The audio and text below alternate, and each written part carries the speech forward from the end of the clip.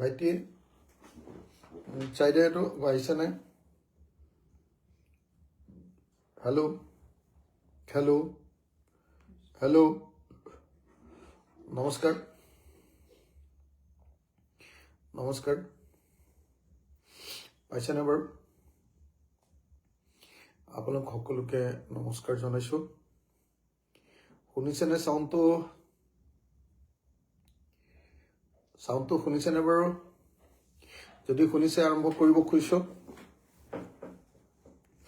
নমস্কাৰ, আপোনালোক সকলোকে নমস্কাৰ জনাই মই আজি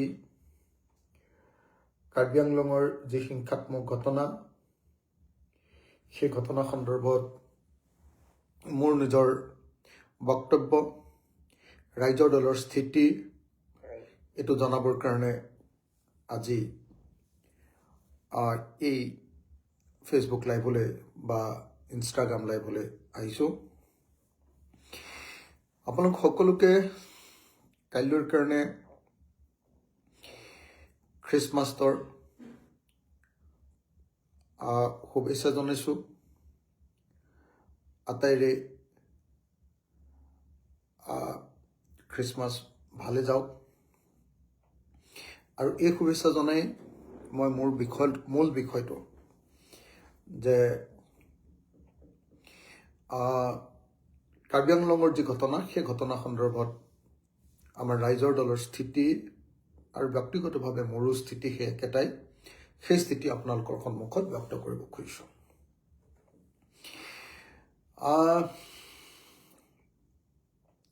কাৰ্বি আংলঙত যি ঘটনা ঘটিছে তাৰ কাৰণে নিশ্চিতভাৱে বিজেপি চৰকাৰখনে জগৰীয়া। আপোনালোকে হয়তো ক'ব যে আপুনি সদায় চৰকাৰকে গালি পাৰে, অকল আপুনি চৰকাৰৰে দুখ দেখে, আপোনালোকে হয়তো সেইটো ক'ব। কিন্তু মোৰ উপায় নাই, কাৰণ মই বিষয়বিলাক জানো। মই সেই মানুহবিলাকৰ লগত, সেই অঞ্চলৰ মানুহৰ লগত মোৰ যোগাযোগ আছে, চিনাকি আছে। কাৰ্বি ৰাইজৰ লগত মোৰ সম্পৰ্ক আছে। সেই অঞ্চলত নিউজ কৰিবলৈ যোৱা সাংবাদিক, তাৰ স্থানীয় সাংবাদিকসকলৰ লগত মোৰ চা চিনাকি আছে। গুৱাহাটীৰ পৰা যিসকল গৈছে তেওঁলোকৰ লগতো মই সঘন যোগাযোগত থাকোঁ। গতিকে আটাইবিলাকৰ পৰা মই খবৰ খাতি লৈ কনফাৰ্ম হৈছোঁ যে কাৰ্বি আংলঙত যি হিংসাত্মক পৰিস্থিতি হৈছে তাৰ কাৰণে 100ৰ ভিতৰত 100% আচলতে অসম চৰকাৰ জগৰীয়া। কাৰণটো কি? কাৰণটো হ'ল যে কাৰ্বি আংলঙত যোৱা 14-15 দিন ধৰি পশ্চিম কাৰ্বি আংলং তাত তেওঁলোকে এটা অনশন, হাংগাৰ ষ্ট্ৰাইক কৰি আছে। সেই অনশনটো কোনো দলৰ পৰা নাছিল, কোনো সংগঠনৰ পৰা নাছিল, বৰং সেই অঞ্চলৰ কিছু স্থানীয় যুৱকে, 11-12জন যুৱকে সেই হাংগাৰ ষ্ট্ৰাইকটোত অংশগ্ৰহণ কৰিছিল। মই যিমান দূৰ জানো, যদিও চৰকাৰী পক্ষৰ পৰা, বিজেপিৰ পিনৰ পৰা কোৱা হৈছে যে বিৰোধী পক্ষই তাত উচতনি দিছে, APSLCৰ কথা ক'ব খুজিছে, কংগ্ৰেছৰ কথা ক'ব খুজিছে, কিন্তু মই নিশ্চিতভাৱে জানো যে সেই ল'ৰাকেইজন একেবাৰে কংগ্ৰেছ বা যিকেইজনে অনশন কৰিছিলে APSLCৰ লগত জড়িত নহয়। তেওঁলোক আছিলে সেই অঞ্চলৰ মানে অলপ উদ্যোগী ল'ৰা, আগভাগ লোৱা ল'ৰা, ডেকা ল'ৰা, যুৱক। আৰু তেওঁলোকে বাকী দলবিলাকৰ পৰা সমদূৰত্ব বজাই ৰাখিছিলে। সমদূৰত্ব বজাই ৰাখি মানে চৰকাৰক, বিজেপিক বেয়া বুলি তেওঁলোকে এবাৰো কোৱা নাছিলে, বৰং তেওঁলোকে কৈছিলে যে নহয়, আমাৰ 6 শিডিউল এৰিয়াত PGR আৰু VGR, প্ৰফেশ্যনেল গ্ৰেজিং ৰিজাৰ্ভ, আৰু VGR, ভিলেজ গ্ৰেজিং ৰিজাৰ্ভ, ইয়াৰ যি ভূমি দখল কৰি আছে কাৰ্বি আংলঙৰ বাহিৰৰ মানুহে, বিশেষভাৱে তেওঁলোকে হিন্দী ভাষী আৰু বাঙালী ভাষীৰ কথা কৈছিলে, যে সেই মাটিখিনি চৰকাৰে মুকলি কৰি দিব লাগে, এভিকশ্যন কৰিব লাগে, আৰু সেই এভিকশ্যন কৰিবৰ কাৰণে চৰকাৰে অতি সোনকালে ব্যৱস্থা ল'ব লাগে। এই দাবী একেবাৰে নতুন নহয়, এই দাবী অতি পুৰণি, অতি বহু দিনৰ পৰা। মই যিমান দূৰ জানো আজি 5-6 বছৰ 7 বছৰ 8 বছৰ মানে মানুহে অনবৰতে, আনকি বিজেপিৰ প্ৰথম চৰকাৰ গঠন কৰোঁতে সেই সময়তে পুৰা দাবী উত্থাপন হৈছিল যে কাৰ্বি আংলঙৰ ভিতৰত পিজিআৰ আৰু ভিজিআৰ অঞ্চলবিলাক, ফৰেষ্ট এলেকাবিলাকত যিবিলাক বহিৰাগত মানুহ, বিশেষভাৱে হিন্দীভাষী আৰু বাঙালীভাষী মাটি দখল কৰিছে, সেই মানুহবিলাকক এভিকশ্যন কৰিব লাগে। আকৌ সেইটোৱে নহয়, কাৰ্বি আংলঙৰ সেই কাকিৰ ফালে লাগি আছে নহয় এটা অংশ, সেই অঞ্চলত থকা মুছলমান মানুহবিলাকৰো এভিকশ্যন কৰিব লাগে বুলি দাবী জনাই আহিছিলে, আৰু মুছলমান এলেকাবিলাকত ইতিমধ্যে এভিকশ্যন কৰা হৈছিল। আপোনালোকে নিশ্চয় জানে কাকিৰ এই অঞ্চলত, লংকা কাকিৰ এই অঞ্চলটো। কিন্তু বাৰম্বাৰ দাবী জনাই অহাৰ পাছতো বিজেপি চৰকাৰখনে আৰু তাৰ KAAC মানে কাৰ্বি আংলং অট'নমাছ কাউন্সিল, সেই কাউন্সিলখনে, বিজেপি নেতৃত্বাধীন কাউন্সিলখনে পিজিআৰ আৰু ভিজিআৰ, আপোনালোকে জানে চাগে যে পিজিআৰ আৰু ভিজিআৰত ঘৰ বনাব নোৱাৰি, দখল কৰিব নোৱাৰি, তাক গ্ৰেজিঙৰ কাৰণে অৰ্থাৎ গৰু চৰাবৰ কাৰণে, পশু চৰাবৰ কাৰণে ৰাখিব লাগে। এতিয়া এই দাবীটো একদম ক'বলৈ গ'লে 1 number 6 schedule area. 6 schedule area মানে আপোনালোকে চাগে জানে, 6 শিডিউল এৰিয়া মানে আচলতে সঁচা কথা ক'বলৈ গ'লে কি ক'ব, ষ্টেট উইদিন ষ্টেটেই আৰু মোটামুটি ৰাষ্ট্ৰৰ ভিতৰতে এটা ৰাষ্ট্ৰ। আমাৰ ভাৰতবৰ্ষৰ সংবিধানত 3-4মান অনুচ্ছেদৰ অধীনত একোটা জনগোষ্ঠীক বা একোটা অঞ্চলক বিশেষ ক্ষমতা প্ৰদান কৰা হয়। তাৰ ভিতৰত উত্তৰ পূৰ্বাঞ্চলত 6 শিডিউল, আৰু আপোনাৰ চেণ্ট্ৰেল ভাৰতত সেইটো 5th শিডিউল বুলি কয়। 5 নম্বৰ আপোনাৰ অনুচ্ছেদৰ অধীনত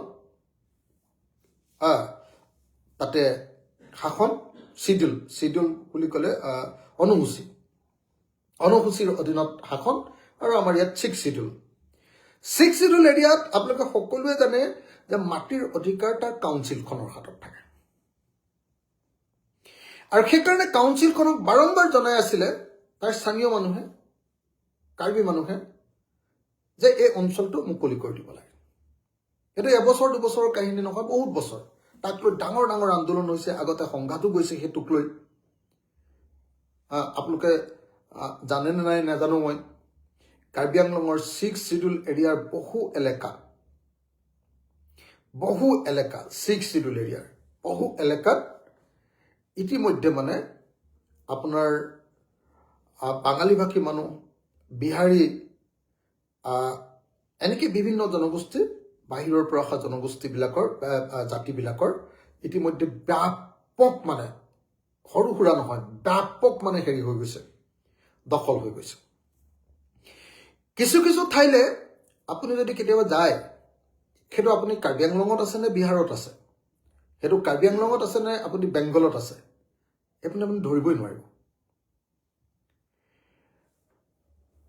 তো দিনে দিনে যেতিয়া কাৰ্বি মানুহবিলাক যেতিয়া শিক্ষিত হৈ আহিছে, তেওঁলোকৰ সম্পদৰ ওপৰত, তেওঁলোকৰ মাটিৰ ওপৰত অধিকাৰৰ প্ৰশ্নবিলাক বেছি জনা বুজা হৈ আহিছে, তেওঁলোকে এই দাবীবিলাক কৰিছে। আপোনালোকে দেখিছে যে বিজেপি চৰকাৰখনে এনেকৈ 6 শিডিউল এৰিয়াত বাদ দিয়ক, ধুবুৰী, গোৱালপাৰা, নগাঁও এই অঞ্চলবিলাকত থকা পিজিআৰ ভিজিআৰ ভূমিত যদি মুছলমান মানুহ আছে, তেওঁলোকৰ ঘৰবিলাক ভাঙিছে। মই যেতিয়া কেতিয়াবা কওঁ যে মই পিজিআৰ ভিজিআৰবিলাকতো নোসোমাই, সাধাৰণ চৰকাৰী ভূমিত থকা মানুহবিলাকক এনেকৈ ঘৰ উচ্ছেদ কৰিব নালাগে, তেতিয়া মোক বিজেপি চৰকাৰখনে মিয়া প্ৰীতি কৰা বুলি কয়, মুছলমানৰ পক্ষত থকা বুলি কয়। এতিয়া 6 শিডিউল এৰিয়াৰ ভিতৰত কোন এৰিয়া ভাৰতৰ মুকলি ঠাইও নহয়, নাগালেণ্ডৰ নিচিনা আপোনাৰ 371 য'ত মাটি কিনা বেচা কৰিব নোৱাৰে সেইটোও নহয়, কাশ্মীৰৰ নিচিনা 370 370 অনুচ্ছেদৰ অধীনত থকা বিশেষ অঞ্চলো নহয়, তাতকৈ বিশেষ অকল ট্ৰাইবেলৰ কাৰণে সংৰক্ষিত এলেকা 6 শিডিউল, পাহাৰীয়া জনজাতি লোকসকলৰ কাৰণে বিশেষ ক্ষমতা দিয়া 6 শিডিউল। সেই 6 শিডিউল এলেকাত কেনেকুৱা মাটি পিজিআৰ আৰু ভিজিআৰ, য'ত পিজিআৰ আৰু ভিজিআৰৰ কোনো মানুহ বসবাসেই কৰিব নোৱাৰে, তেনেকুৱা ধৰণৰ মাটিত যথেষ্ট সংখ্যক মানুহ, আৰু যথেষ্ট সংখ্যক মানুহ মানে সেই সংখ্যাটো যদি মই কৈ দিওঁ, কালি অসমৰ মুখ্যমন্ত্ৰীয়েও কৈছে যে 1951 চনত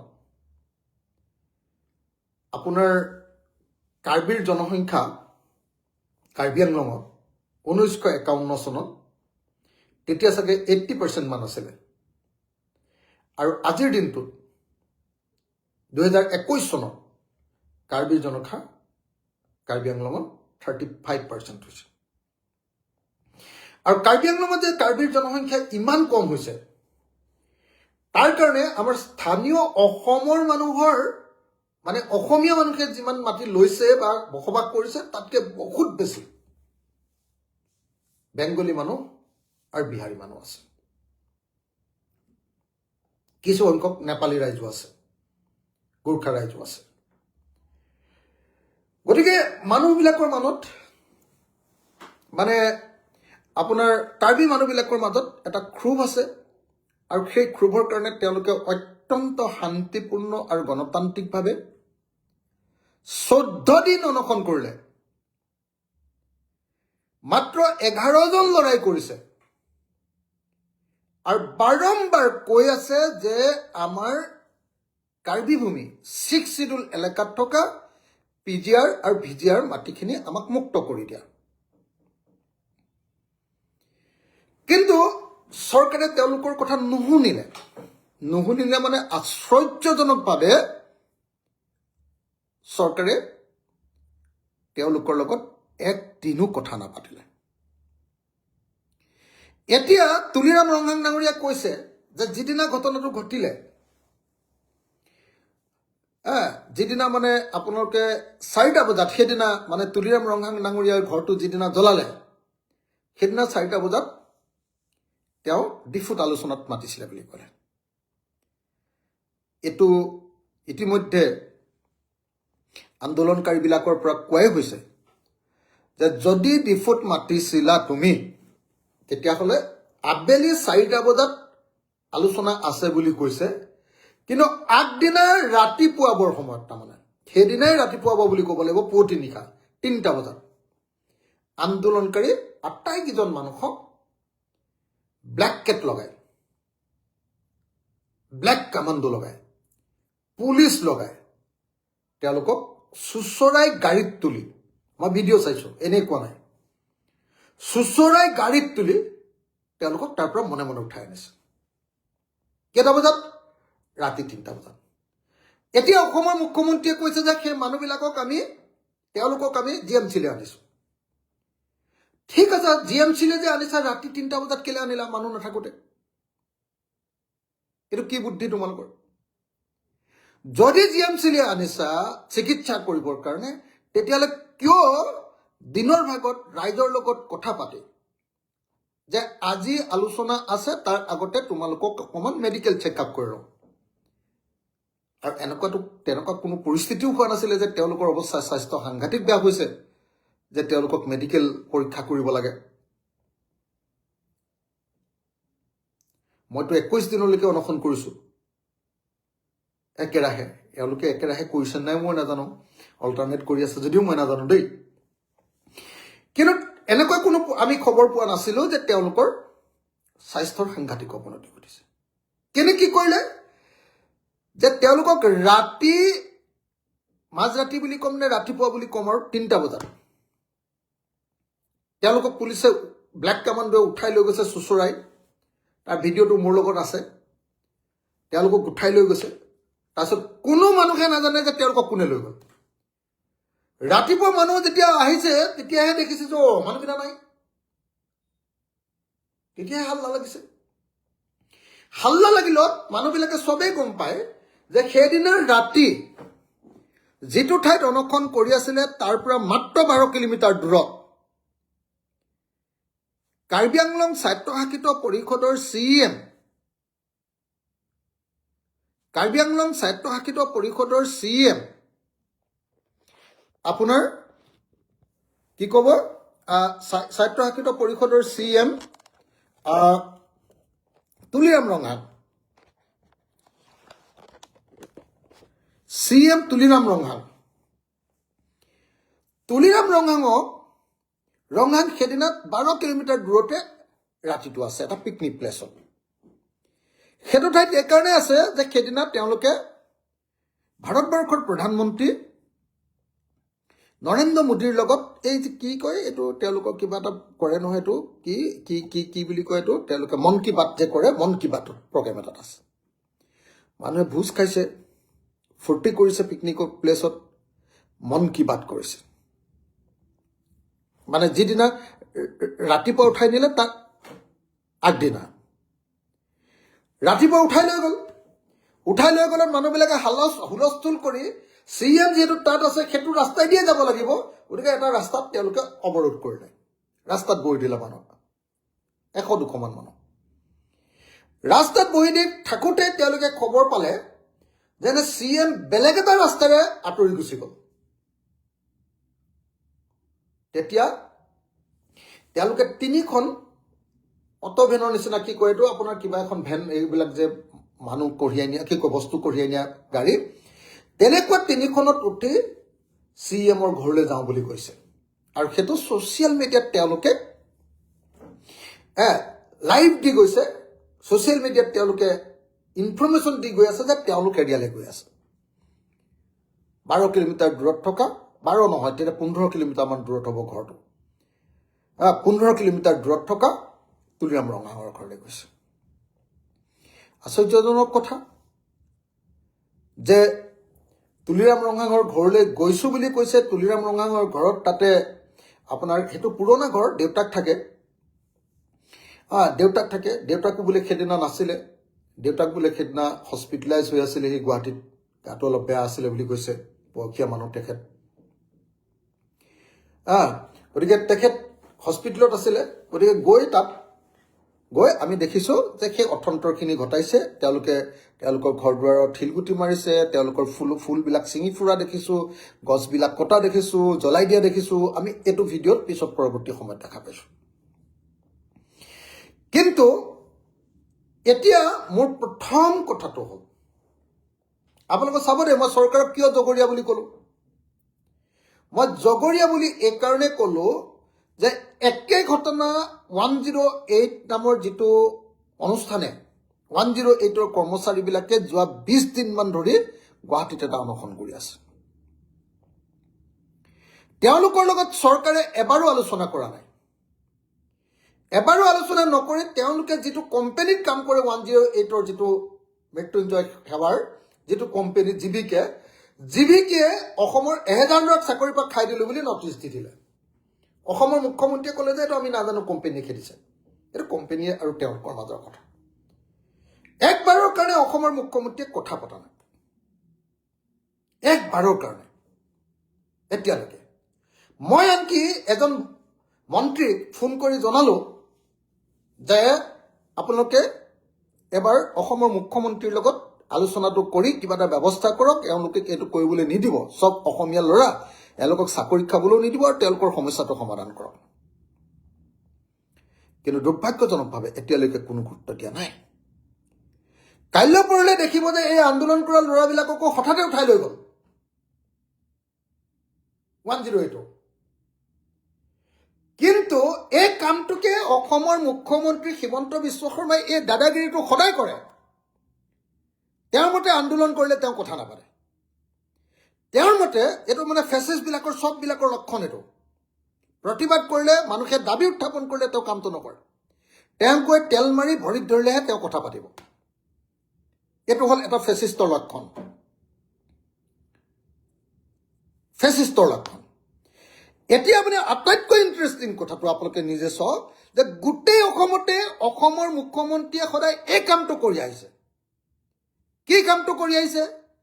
যে আন্দোলন কৰিলে গুৰুত্ব নিদিয়ে আৰু আন্দোলন কৰা মানুহক এনেকে ধৰি লৈ তেওঁলোকে কি কৰে? জেলত পঠিয়াই দিয়ে। আজি কাৰ্বি মানুহকো এইটো কৰিলে, কিন্তু কাৰ্বি মানুহ ট্ৰাইবেল মানুহ এইটোতে ভুল হৈ গ'ল তেওঁলোকৰ। আৰু ট্ৰাইবেল মানুহৰ মাজত সাংঘাতিক ইউনিটি আছে। যেতিয়া সেই ল'ৰাকেইজনক যেতিয়া পুলিচে ধৰি লৈ গৈ তেওঁলোকক ক'ত ৰাখিলে, যেতিয়া হুলস্থুল লাগি গ'ল, যেতিয়া আপোনাৰ কি কয় আমাৰ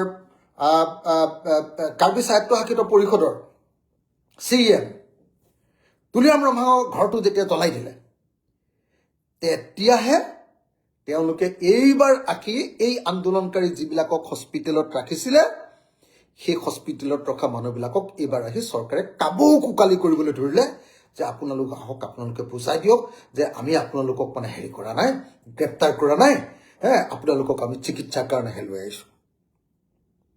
এতিয়া মোক আপোনালোকে কওক যে এইটো অগণতান্ত্ৰিক এটা কাম কৰিছেনে নাই, ফেচিষ্ট এটা কাম কৰিছেনে নাই, আপোনালোকে নিজে চাওক।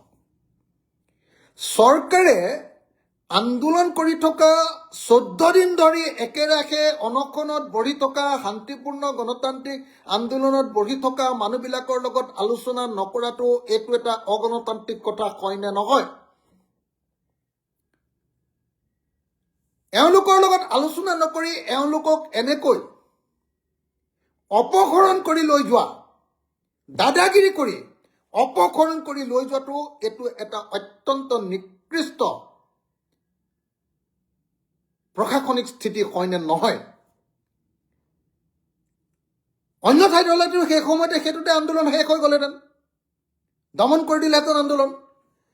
কিন্তু কাৰ্বি ৰাইজ, জনজাতি ৰাইজ, তেওঁলোকৰ মাজত এতিয়াও বণ্ডিংটো, মানুহ আৰু মানুহৰ মাজৰ সম্পৰ্কটো ভাল। আৰু যেতিয়া তেওঁলোকক হ'ল 200মান মানুহে ৰাস্তাত অৱৰোধ কৰিলে, মই ক'লোৱে, তুলিৰাম ৰম্ভাং বেলেগ ফালে পলাই দিলে। পলাই দিয়াৰ পাছত তুলিৰাম ৰম্ভাঙৰ ঘৰলৈ গ'ল। তুলিৰাম ৰম্ভাঙৰ ঘৰলৈ গৈ তেওঁলোকে এনেকুৱাবিলাক অথন্তৰ কাম কৰিলে।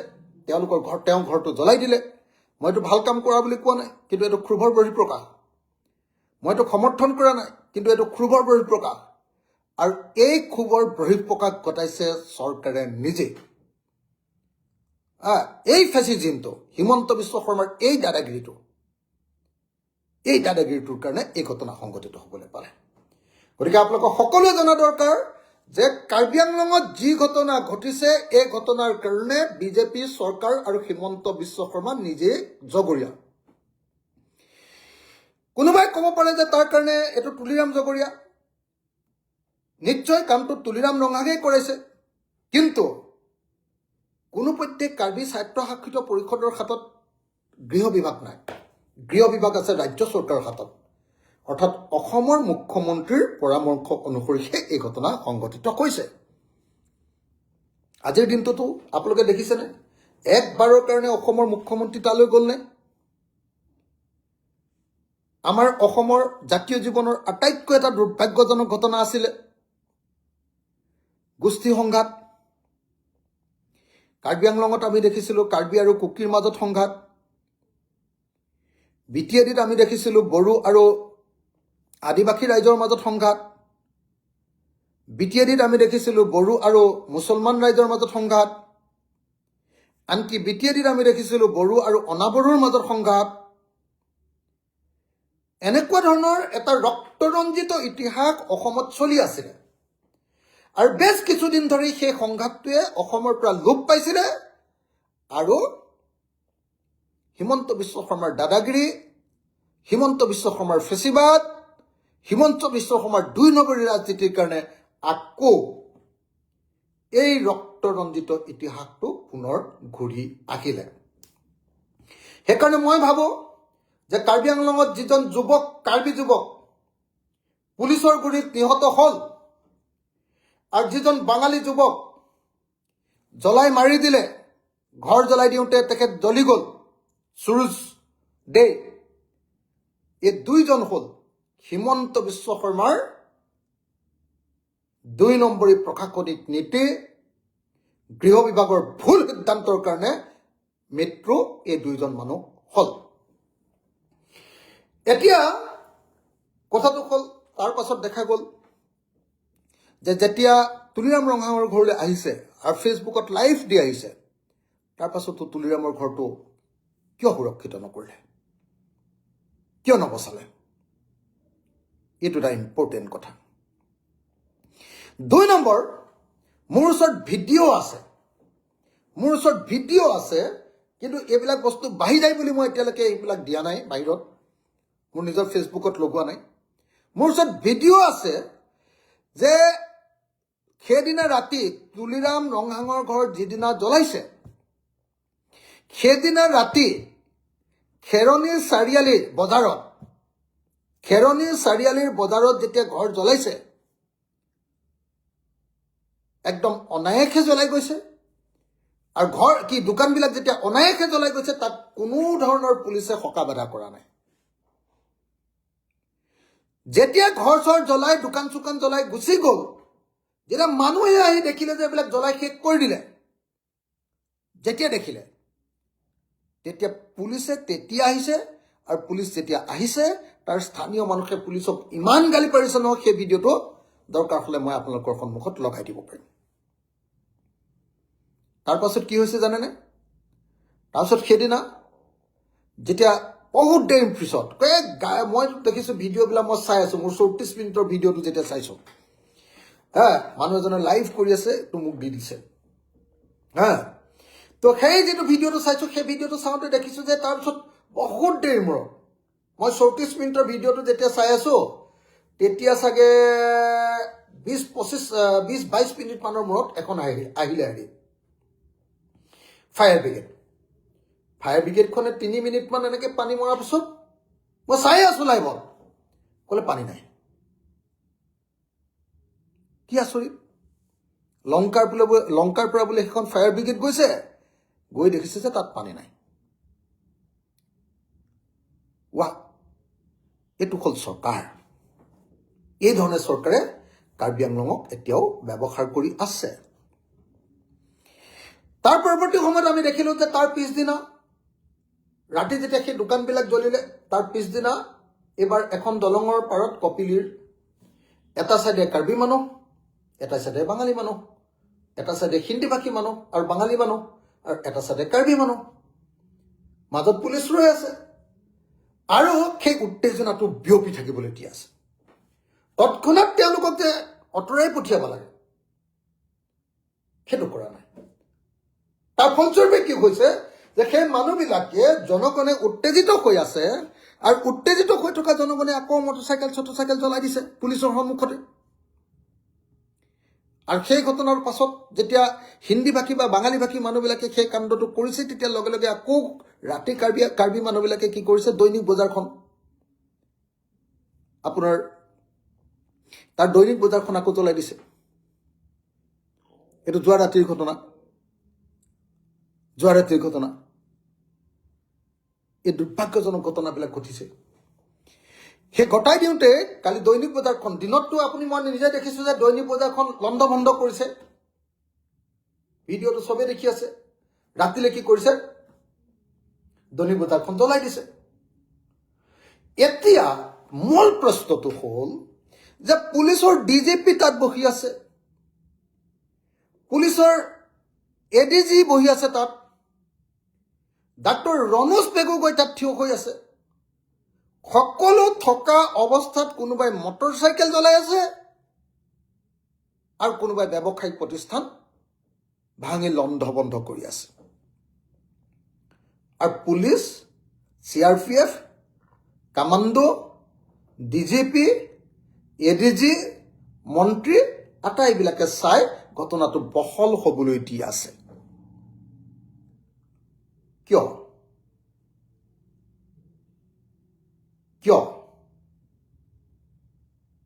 এইটো এটা আটাইতকৈ গুৰুত্বপূৰ্ণ প্ৰশ্ন।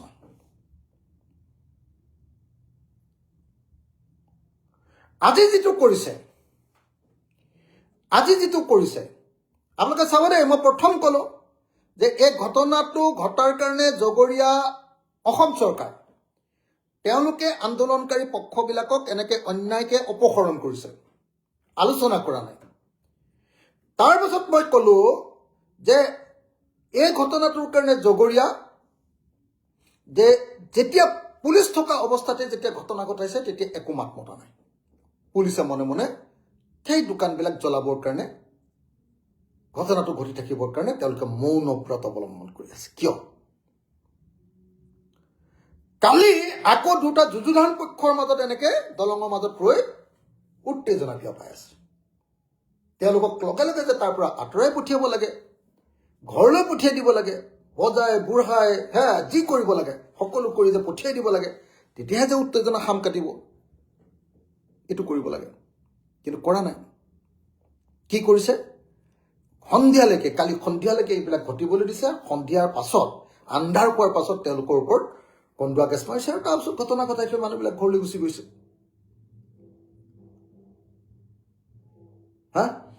গতিকে আমি দেখিলো যে যেনেকৈ এইখন চৰকাৰে গোটেই ঘটনাটো ঘটাবৰ কাৰণে মানুহক ইনচিষ্ট কৰিলে, উত্তেজিত কৰিলে, মানুহক কেনেকৈ অপহৰণ কৰি নি অন্যায়ভাৱে তেওঁলোকক আলোচনা নকৰি এই কাম কৰিলে। দ্বিতীয়তে তেওঁলোকৰ চকুৰ সন্মুখত চৰকাৰৰ, প্ৰশাসনৰ, পুলিচৰ, ডিজিপিৰ, ৰণোজ পেগুৰ সকলোৰে সন্মুখত কাজিয়া লাগিবলৈ আৰু ভাংচুৰ কৰিবৰ কাৰণে অনুমতি দিলে, সকলোৰে সন্মুখত। আজিৰ পৰা অৱশ্যে যথেষ্ট পুলিচ, CRPF, ব্লেক কামাণ্ডো আৰু আৰ্মিও দিয়া বুলি শুনিছোঁ। আটাইবিলাক যোৱাৰ কাৰণে আমি দেখিছোঁ যে আজিৰ দিনটোৰ পৰা অকণমান নৰ্মেলচি আহিছে। গতিকে মই ঘটনাটো এইখিনিলৈকে বৰ্ণনা কৰিলোঁ আৰু এতিয়া এই ঘটনাটো সন্দৰ্ভত মই মোৰ কিছু বক্তব্য দাঙি ধৰিব খুজিছোঁ। প্ৰথম কথা, আপোনালোকে জানে যে ধুবুৰী, গোৱালপাৰা, নগাঁও কোনো ঠাইত অসমৰ মানুহে দাবী কৰা নাই যে চৰকাৰী ভূমিত থকা মানুহবিলাকক উচ্ছেদ কৰিব লাগে। হিমন্ত বিশ্ব শৰ্মাই মুছলিম মানুহবিলাকক উচ্ছেদ কৰিছে। কাৰ্বি আংলঙৰ মানুহবিলাকে কৈছে যে 6 শিডিউল এলেকাত থকা PGR আৰু VGR, প্ৰফেশ্যনেল গেজিং ৰিজাৰ্ভ আৰু ভিলেজ গেজিং ৰিজাৰ্ভ, য'ত কোনো মানুহে বসবাস কৰিব নোৱাৰে, ব্যৱসায়িক প্ৰতিষ্ঠান খুলিব নোৱাৰে, সেই অঞ্চলবিলাকত উচ্ছেদ কৰিব লাগে। ডিমাণ্ড, ৰাইজৰ ডিমাণ্ড। সেই অঞ্চলবিলাকত উচ্ছেদ কৰা নাই। এইটো এটা দীৰ্ঘদিনীয়া দাবী। আৰু মই জানো, আপোনালোকক মই দৃঢ়তাৰে ক'ব খোজো যে যেতিয়া এই উচ্ছেদৰ দাবী উত্থাপন হৈছিলে তেতিয়া যাতে উচ্ছেদ কৰিব নালাগে তাৰ কাৰণে বিজেপি আৰু RSSে নিজে ইনিচিয়েটিভ লৈ, চৰকাৰে নিজে ইনিচিয়েটিভ লৈ গুৱাহাটী হাইকোৰ্টত এটা কেছ দিয়াইছে। কাৰ্বি মানুহবিলাকে সেই কথাটো জানে যে উচ্ছেদ নকৰাবৰ কাৰণে যিকেইটা কেছ কৰাইছে সেইকেইটা বিজেপি RSSে কৰাইছে। কাৰ্বি মানুহে জানে। তাৰ পাছতো তেওঁলোকে শান্তিপূৰ্ণভাৱে কৈ আছে নে নাই উচ্ছেদ কৰক। আৰু শান্তিপূৰ্ণভাৱে কৈ থকাই নহয়, তেওঁলোকে এই বুলিও কৈছে যে যদিহে চৰকাৰে এই কোৰ্টত কেছটো থকাৰ কাৰণে যিকেইঘৰ মানুহে কোৰ্টত কেছটো দিছে তেওঁলোকৰ ঘৰ যদি উচ্ছেদ নকৰে তেতিয়াহ'লে বাকীখিনি ঘৰটো উচ্ছেদ কৰক। কাৰণ একদম কম সংখ্যক মানুহে কোৰ্টত কেছ দিছে আৰু সেই কেছটোত এতিয়ালৈকে একো হোৱা নাই, কেছ চলি আছে। গতিকে বাকীখিনি ঘৰৰ আপোনালোকে উচ্ছেদ কৰক, এনেকে বুলি কৈছে। কিন্তু চৰকাৰে এই যিসকল মানুহে মাটিখিনি দখল কৰি আছে তেওঁলোকক ৰক্ষণাবেক্ষণ দি আছে। কেলে? বেলেগ একো কাৰণ নহয়, তেওঁলোক বিজেপি যিটো চৰকাৰ, সেই বিজেপি চৰকাৰৰ ছাপোৰ্টাৰ। তেওঁলোক RSSৰ ছাপোৰ্টাৰ, তেওঁলোক বিজেপিৰ ছাপোৰ্টাৰ, আৰু আপোনালোকে নিশ্চয় দেখিছে যে তেওঁলোকে এতিয়া যেতিয়া আন্দোলন কৰিছে তেতিয়া তেওঁলোকে সদায় জয় শ্ৰীৰাম ধ্বনি দি কাৰ্বি গো বেক পৰ্যন্ত তেওঁলোকে অত্যন্ত ভয়ংকৰ হঠকাৰী শ্লোগান পৰ্যন্ত দিছে। এই শক্তি ক'ত পাইছে কাৰ্বি আংলঙত? কাৰ্বি গো বেক, কাৰ্বি চীনা হয়। মই আজিলৈকে যিমান দূৰ জানো কাৰ্বি হ'ল অসমৰ কলম্বাছ, কাৰ্বি হ'ল অসমৰ প্ৰথম অধিবাসী হ'ল কাৰ্বিসকল। মই কোৱা নাই, বিষ্ণু ৰাভাই কৈছে, হয়নে? কাৰ্বি হ'ল অসমৰ কলম্বাছ।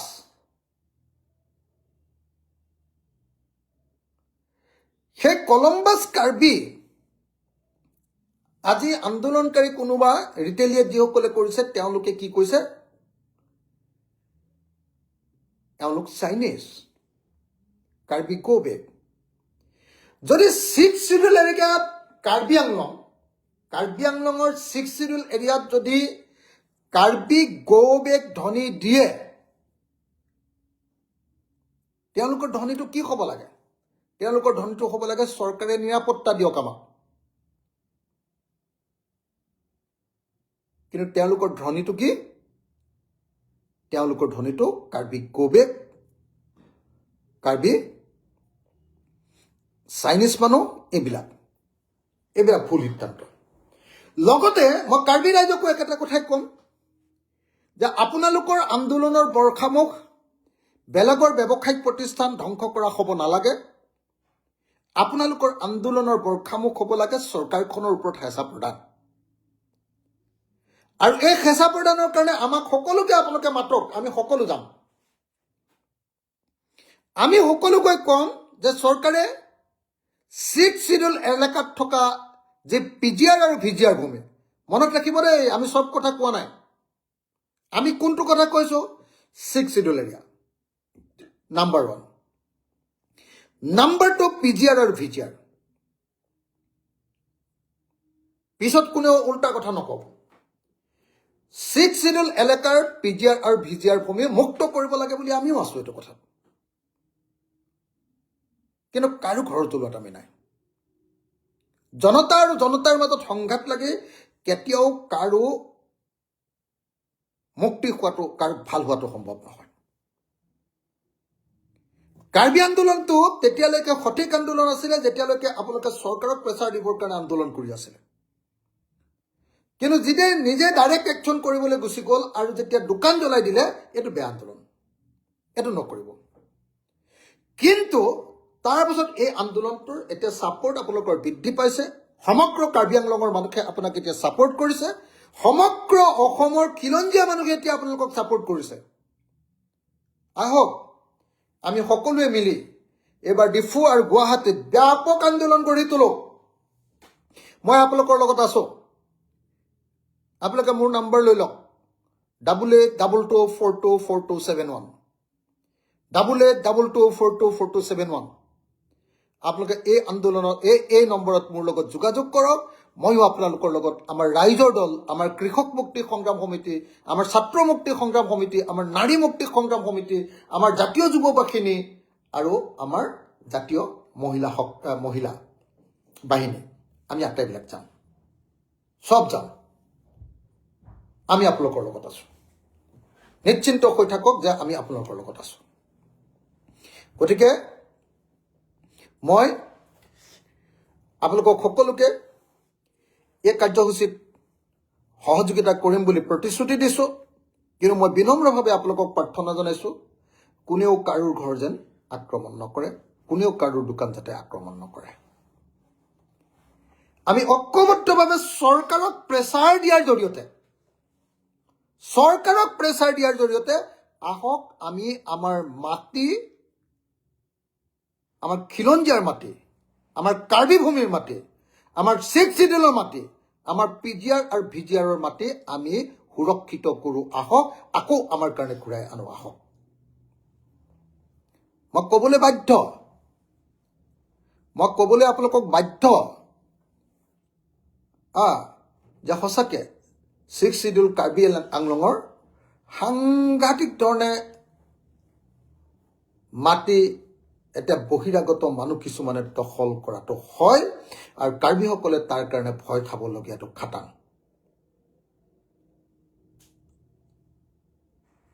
সেইকাৰণে মই আকৌ এবাৰ কৈছোঁ যে কাৰ্বি ৰাইজৰ আন্দোলনৰ প্ৰতি আমাৰ পূৰ্ণ সমৰ্থন আছে। চৰকাৰে কাৰ্বি ৰাইজক যি ধৰণে অপমানিত কৰিলে, চৰকাৰে কাৰ্বি সুস্থ সবল কাৰ্বিৰ জনগণৰ কাৰণে আন্দোলনৰত অনশনকাৰীক যি ধৰণে অপহৰণ কৰিলে, তেওঁলোকক অন্যায় কৰিলে, তেওঁলোকক অপব্যৱহাৰ কৰিলে, তাৰ কাৰণে চৰকাৰে ক্ষমা খোজক। অসমৰ মুখ্যমন্ত্ৰীয়ে তাৎক্ষণিকভাৱে খেৰণি অঞ্চলটো ভ্ৰমণ কৰক, ৰাইজৰ ওচৰত ক্ষমা খোজক, ভৱিষ্যতে এনেকুৱা কাম নকৰোঁ বুলি কওক আৰু ইমিডিয়েটলি সেই অঞ্চলটো মুকলি কৰি সেই অঞ্চলটো স্থানীয় কাৰ্বি ৰাইজৰ হাতত গতাই দিয়ক। মই এইকেইটা কথা ক'লোঁ, কিন্তু মই কাৰ্বি ৰাইজক বাৰম্বাৰ কৈছোঁ, মোৰ এইটো বিনম্ৰ আহ্বান ৰাইজৰ প্ৰতি যে আপোনালোকে নিজে কেতিয়াও কাৰো ঘৰ বা কাৰো দোকান আক্ৰমণ নকৰিব। সেই কাম কৰিব লাগিব, সেই দোকান ভাঙি আপোনালোকক মাটি উলিয়াই দিব লাগিব চৰকাৰে। আৰু যেতিয়ালৈকে চৰকাৰে এই কাম নকৰিব তেতিয়ালৈকে চৰকাৰক আপোনালোকে কেতিয়াও ৰেহাই নিদিব। তুলিৰাম ৰঙাকো ৰেহাই নিদিব, হিমন্ত বিশ্ব শৰ্মাকো ৰেহাই নিদিব। আৰু যদি সেই আন্দোলনত সমগ্ৰ অসম জুৰি আপোনালোকক সহায় লাগে, মোক কওক, অখিল গগৈ কওক, ৰাইজৰ দলৰ সভাপতিক কওক, কৃষক মুক্তি সংগ্ৰাম সমিতিক কওক, আমি আপোনালোকৰ লগত আছোঁ।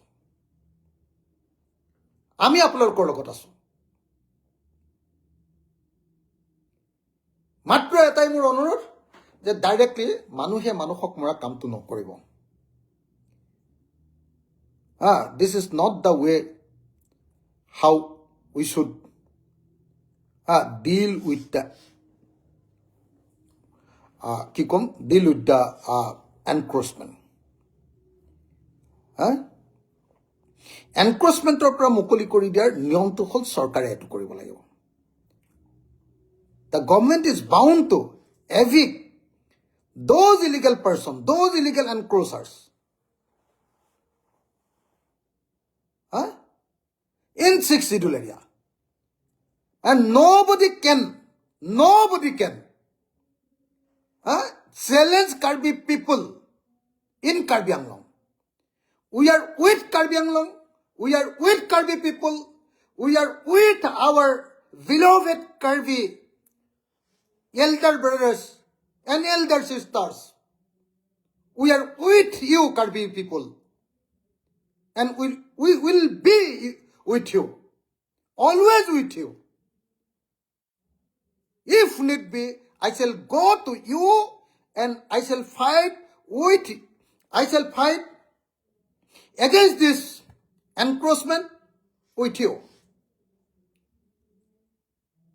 আমি যাম আপোনালোকৰ সৈতে, আমি যাম। মই এইখিনিতে এটা প্ৰশ্ন সুধিব খুজিছোঁ। এই কেইদিনমানৰ আগতে যে অসমৰ আহোম, চুতীয়া, মৰাণ, মটক, চাহ জনগোষ্ঠী আৰু কোচ ৰাজবংশীৰ বিৰুদ্ধে আদিত্য খাকলাৰীহঁতে যে বহুত হাল্লা হুলস্থুল লগাইছিলে, এতিয়া কাৰ্বি আংলঙৰ 6 শিডিউল এৰিয়াত গৈ বহিৰাগতই যেতিয়া কাৰ্বি গো বেক দিছে, এতিয়া আদিত্য খাকলাৰী ক'ত গ'ল? আদিত্য খাকলাৰীটো চৰকাৰৰ মানুহ, চৰকাৰৰ এজেণ্ট, চৰকাৰৰ দালাল। তেওঁলোক এতিয়া ক'ত গ'ল? আপোনালোকে অসমৰ খিলঞ্জীয়া মানুহৰ জনজাতিকৰণৰ প্ৰশ্নটোক বিৰোধিতা কৰে, অথচ কাৰ্বি মানুহৰ তেওঁলোকৰ ন্যায্য দাবীটো 244A তেওঁলোকে বিচাৰি আছে, সংবিধানত লিখা আছে 1969, সেইটোৰ কাৰণে আপোনালোকে আন্দোলন নকৰে। মিচিং, তিৱা, ৰাভাসকলৰ 6 শিডিউলৰ কাৰণে আপোনালোকে আন্দোলন নকৰে। আহোমৰ বিৰুদ্ধে আন্দোলন কৰে, আপোনালোকে মৰাণৰ বিৰুদ্ধে আন্দোলন কৰে, মটকৰ বিৰুদ্ধে আন্দোলন কৰে। লাগিব লাগে ক'ত, লাগি আছে ক'ত? আজি কাৰ্বিসকলক লগত লৈ আপোনালোকে আজি 244A ষ্টেট উইদিন ষ্টেট অসমতে থাকি কাৰ্বিসকলক অধিক ক্ষমতা দিবৰ কাৰণে লাগিব লাগে। কাৰ্বিসকলৰ ভূমিৰ পৰা বহিৰাগত জয় শ্ৰীৰাম পাৰ্টিটোক আঁতৰাই দিবৰ কাৰণে আপোনালোকে মাত মাতিব লাগে। তাত আপুনি আদিত্য খাকলাৰী আৰু কি এইটো CCTO ক'ত এতিয়া ক'ত গ'ল? এতিয়া আপোনালোকৰ মাত নাই। এতিয়া আপোনালোকৰ পৰা মাত লাগে। এতিয়া কাৰ্বি ৰাজ্যৰ পক্ষত আমি আছো। আপোনালোক আছেনে নাই? আপোনালোকে চৰকাৰক হেঁচা দিবনে নাই? গোটেই অসম জুৰি এতিয়া আপোনালোকে কাৰ্বি আংলঙৰ পৰা সেইখিনি উচ্ছেদ কৰিব লাগে আৰু যিবিলাকে কাৰ্বি গো বেক দিছে তেওঁলোকক অনতিবিলম্বে অসমৰ পৰা বাহিৰ কৰি দিব লাগে বুলি ক'ব পাৰিবনে নোৱাৰিব?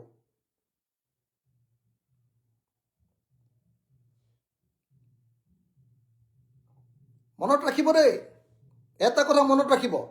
বহুতে ভাবি থাকে মোৰ কথা যে মই মিয়া মানুহৰ ছাপোৰ্টাৰ নেকি। একদম মনত ৰাখিব, 1 নম্বৰ কথা, মই ট্ৰাইবেল মানুহৰ ছাপোৰ্টাৰ, 1 নম্বৰ কথা। 2 নম্বৰ কথা, মই অসমৰ খিলঞ্জীয়া মানুহৰ ছাপোৰ্টাৰ, 2 নম্বৰ কথা।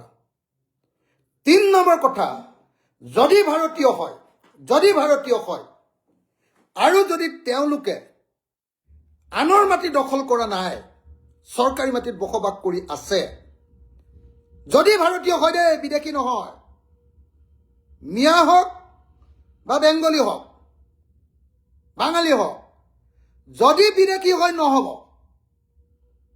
বিদেশীক খেদিমেই খেদিম। একদিন মোক সাহস দি চাওক, তাৰপিছত দেখিব আপোনালোকে একজন বিদেশী মই ক'তো থাকিব নিদিওঁ অসমত, একজন বিদেশী। কিন্তু যিসকল বৈধ ভাৰতীয়বিলাকক যিখিনি চৰকাৰী মুকলি ভূমিত তাত আকৌ ডিষ্টাৰ্ব নকৰোঁ। কিন্তু সেইবুলি PGR ভিজাৰ নিদিওঁ, সেইবুলি ট্ৰাইবেল লেণ্ডত নিদিওঁ। মোৰ কাৰণে হিন্দু মুছলমান একো নাই, মোৰ কাৰণে খ্ৰীষ্টান জৈন একো নাই, মোৰ কাৰণে বেংগলী মিয়া একো নাই, মোৰ কাৰণে মানুহ। কিন্তু কাক দিম? যে ভাৰতীয়। 1 নম্বৰ। আৰু ভাৰতীয় হ'লেও সেইবুলি আকৌ 6 শিডিউল এলেকাত PGR আৰু VGR ভূমিত কাকো থাকিব নিদিব পাৰোঁ। PGR আৰু VGR চৰকাৰী বাকী আছে, দিম আমি, কিয় নোৱাৰিম? অসমত মাটি আছে, দিব পাৰিম।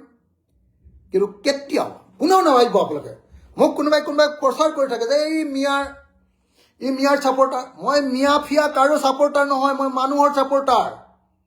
স্পষ্টকৈ কৈ দিলোঁ, ভাৰতৰ সংবিধান অনুসৰি যি বৈধ ভাৰতীয়, তেওঁ বঙালী হ'লেও মই ছাপোৰ্টাৰ, তেওঁ বিহাৰী হ'লেও মই ছাপোৰ্টাৰ, তেওঁ নেপালী হ'লেও মই ছাপোৰ্টাৰ, তেওঁ মিয়া হ'লেও মই ছাপোৰ্টাৰ, তেওঁ মুছলমান হ'লেও মই ছাপোৰ্টাৰ, তেওঁ জৈন হ'লেও মই ছাপোৰ্টাৰ, সকলোৰে প্ৰতি মই ছাপোৰ্টাৰ। কিন্তু সেইবুলি জনজাতি এলেকাত 6 শিডিউল এৰিয়া কেতিয়াও PGR VGR ভূমিত কাকো দখল কৰিবলৈ নিদিওঁ।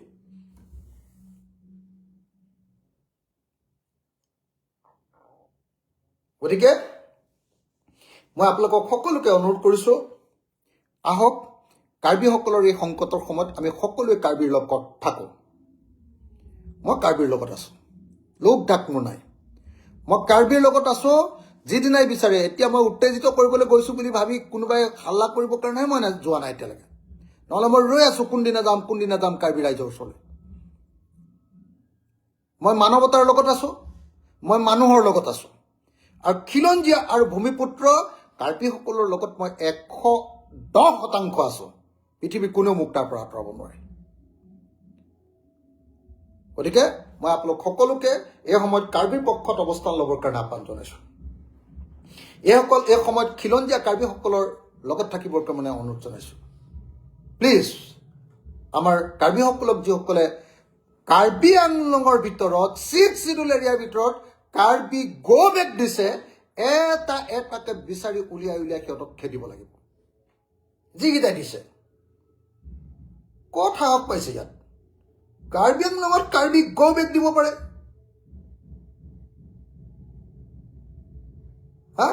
কাৰ্বি আংলঙত কাৰ্বি গো বেক দিব পাৰে? এইটো নহ'ব। কাৰ্বিক চাইনিজ বুলি ক'বলৈ আহিছে, এইটো নহ'ব। মই এই মুহূৰ্তত কাৰ্বি ৰাইজৰ লগত আছোঁ বুলি ঘোষণা কৰিছোঁ।